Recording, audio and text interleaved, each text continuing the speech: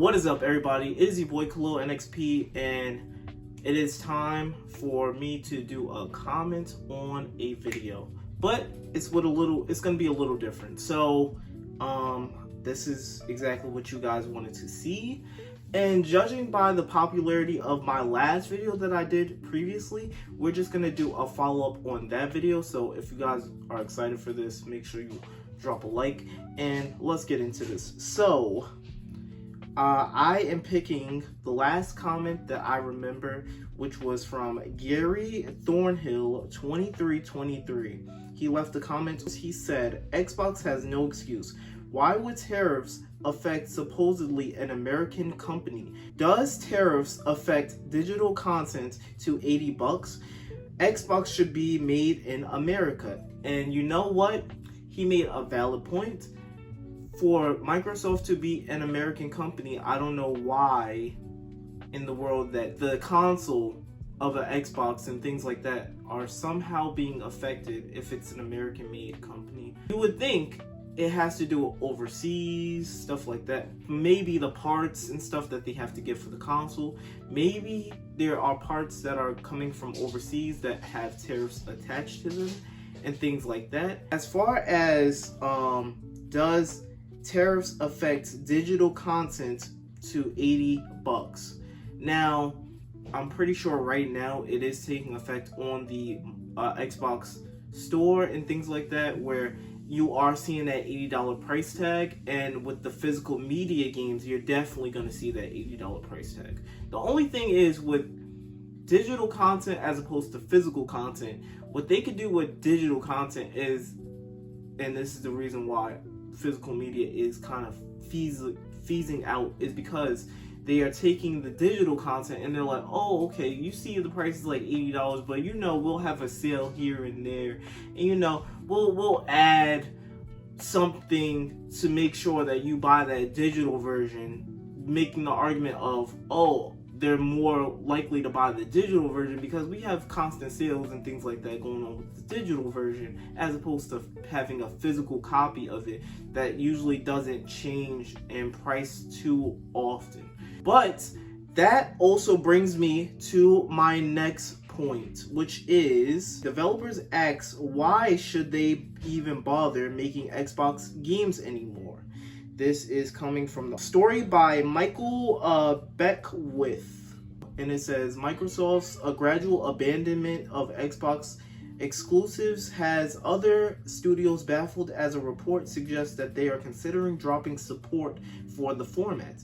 Even though Microsoft began shifting away from Xbox exclusives over a year ago now, it's still strange seeing that its games make the jump from Xbox to PlayStation and Nintendo Switch. Now that they are now becoming more multi-platforms, people are seeing like, okay, they're becoming more multi-platform, they're abandoning the exclusivities, and on top of all of that, remember the last video I just made, it begs the question of why developers are even giving this company the opportunity to even see their games on their platform. It's just like, if they're just gonna shift away from exclusivities, then why even bother? And let me continue reading for you guys. So it says, it's one thing for the new Indiana Jones game to go multi-platform, but we now live in a world where long-running exclusives franchises like Forza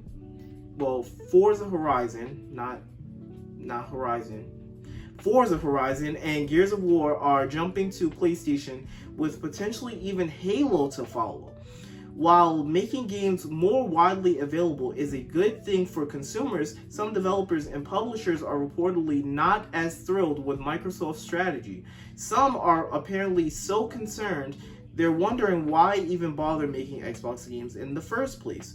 This, according to Chris, this conversation got brought up by Chris Dring of the Game Business, who said in a recent podcast from the 19-minute and 10 mark that he heard certain companies express frustration that Microsoft has given up on making Xbox exclusives. Certain publishers and developers have spoken to me like baffled baffled by this because from their point of view, they want the competition in the console space, explained by Dring.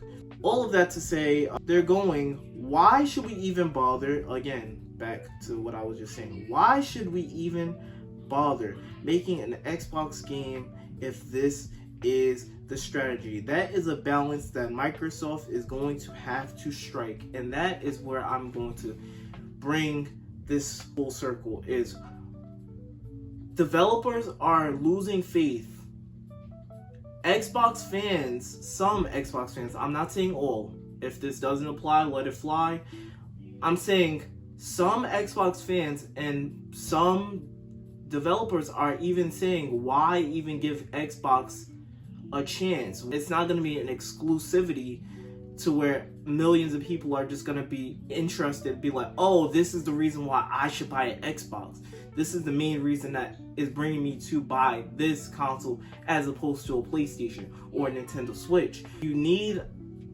I feel like even though they say exclusives don't matter, it's like it forms your identity of your console.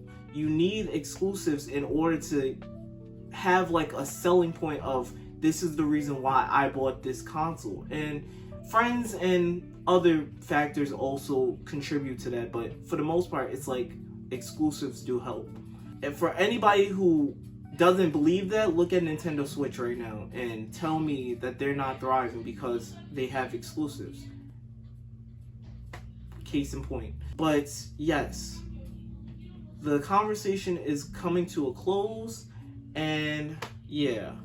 Let me know your thoughts in the comment section below. What do you think should be the change, the turning point for Microsoft to persuade the developers to continuously, because pretty soon, if this trend continues, pretty soon they're going to abandon the Xbox platform and they're just going to be focused on PlayStation and Nintendo Switch and PC more than likely. Let me know all of that in the comment section below. This is the video for you guys. Thank you guys for watching. Hope you guys did enjoy. My name is NXP. We're NXP Gang. And until next time, we're out.